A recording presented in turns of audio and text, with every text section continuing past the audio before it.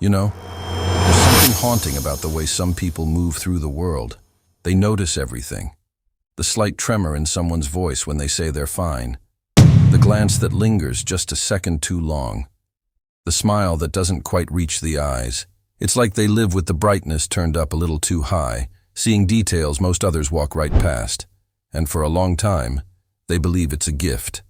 Maybe you've felt that too. That strange ability to sense the truth underneath what's being said. To read the air in a room without anyone speaking a word. People might even tell you you're intuitive, empathetic, wise beyond your years. But what they don't tell you is that seeing too clearly comes with a price. An invisible one. One that quietly eats at your peace, your relationships, your sense of belonging. Because once you see too much, it's almost impossible to go back to not seeing. It starts small. You begin to notice things you wish you hadn't.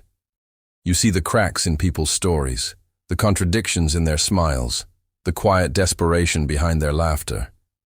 You feel the heaviness in their silence. You sense the lies they tell themselves just to get through the day. And the more clearly you see, the more difficult it becomes to play along, to keep pretending you don't notice. Society has an unspoken agreement. Don't look too closely. Don't ask too deeply. Don't disrupt the surface. But when you can see beneath that surface, you become a quiet disruption just by existing. You don't have to say a word. Your awareness alone makes people uneasy. You walk into a room and the air shifts. It's not that people dislike you. It's that they can feel you seeing them. The way a bright light feels too intense after being in the dark too long. They flinch. They joke to cover it.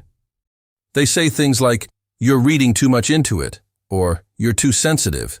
But what they really mean is, "Please don't make me see what you see." And that's where the loneliness begins. Because clarity, no matter how pure, creates distance. You can love people deeply, but you can't unknow what you've seen in them.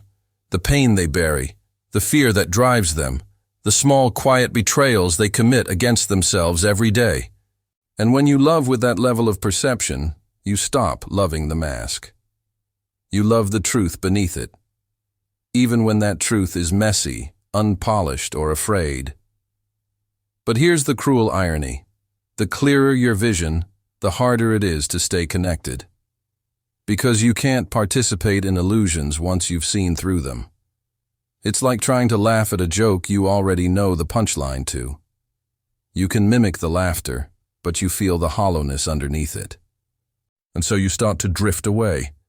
Not because you want to, but because the world feels like a stage play you can't quite believe in anymore. Everyone's performing. The confident executive, the happy couple, the loyal friend. They all know their lines. You used to know yours too.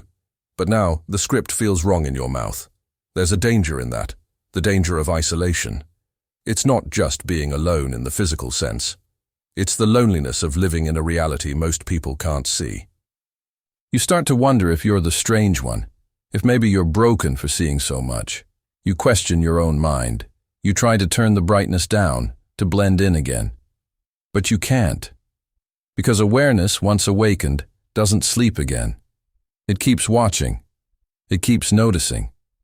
And so you start to wear your own mask, the mask of pretending not to see.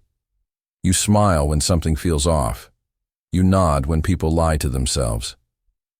You laugh at small talk even as your chest aches with the weight of everything unspoken. And then one day, something breaks. Maybe it's in a conversation where everyone is pretending things are fine, and you suddenly can't stand the falseness anymore. You say something true, something that cuts through the performance.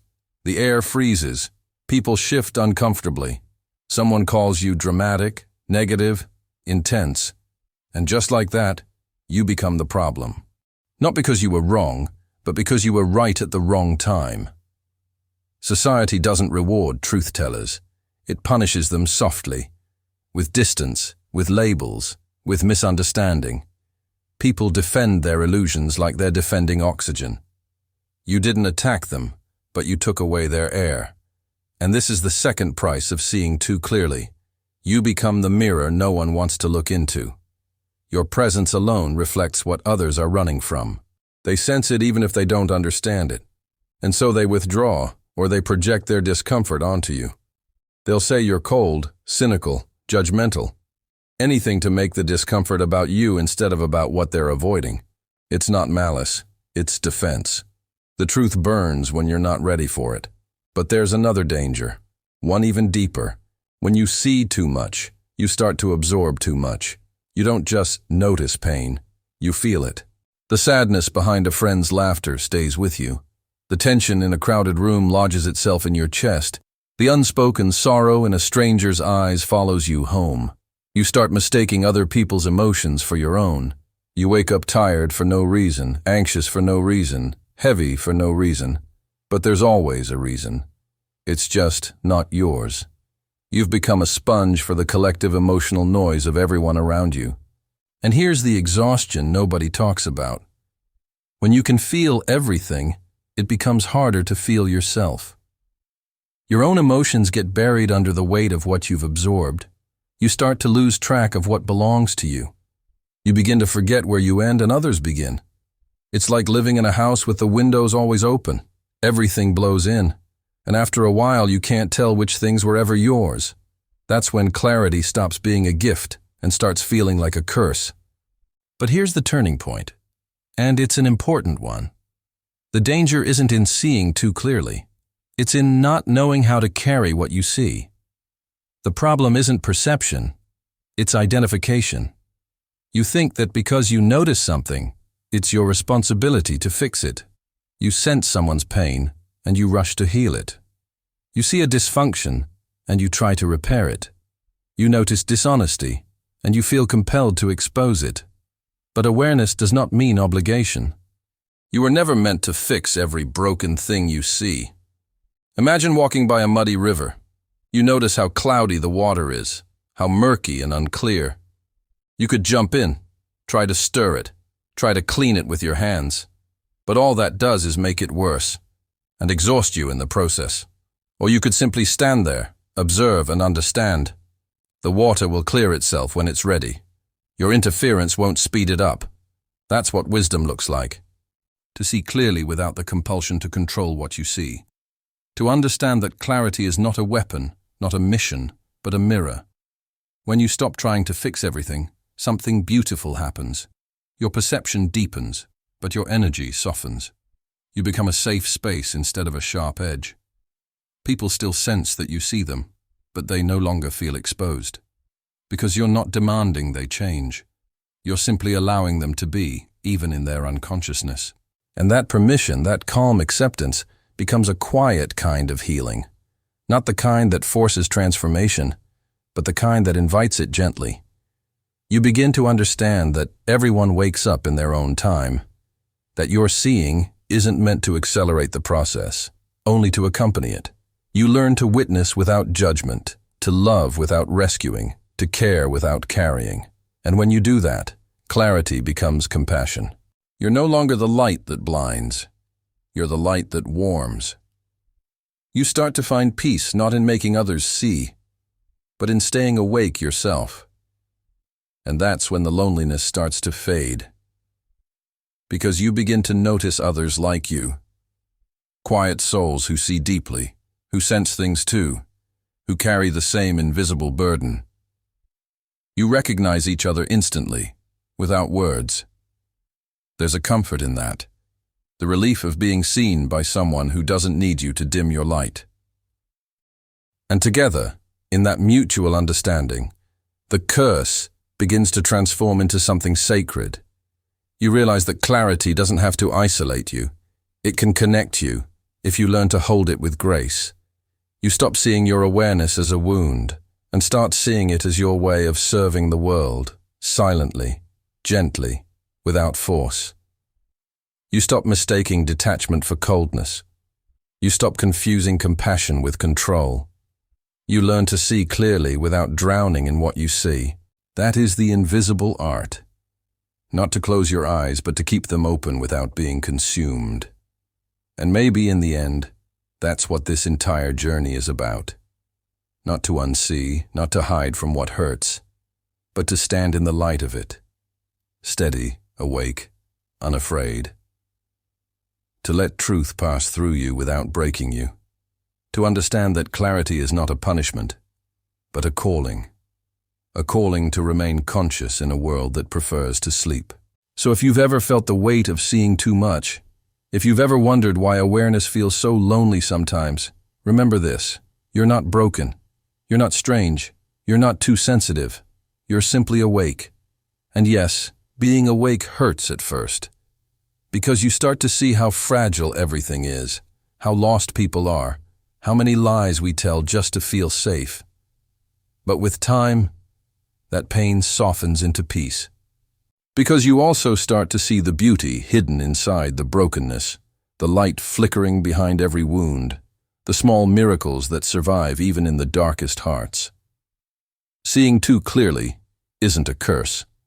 It's an invitation to grow, to protect your own energy, to love without rescuing, to speak truth without violence, to live awake without arrogance. The invisible price of seeing too clearly is real, but so is the reward of living a life rooted in truth, of connecting with others beyond masks, of moving through the world with eyes open and heart steady. That's what it means to live consciously, not perfectly, not painlessly, but presently. And maybe that's the quiet revolution we're all here for.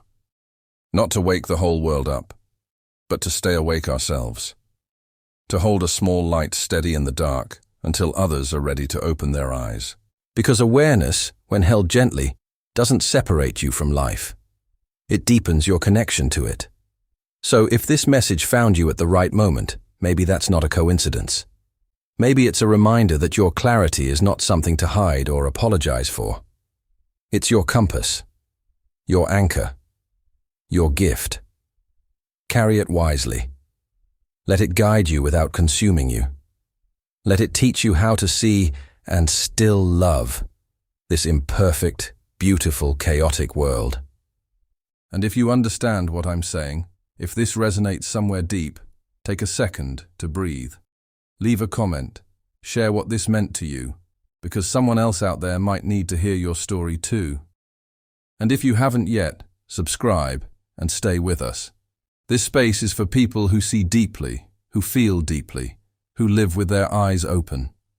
Let's keep walking together through this strange, beautiful clarity, learning not to be blinded by the light, but to live gently within it.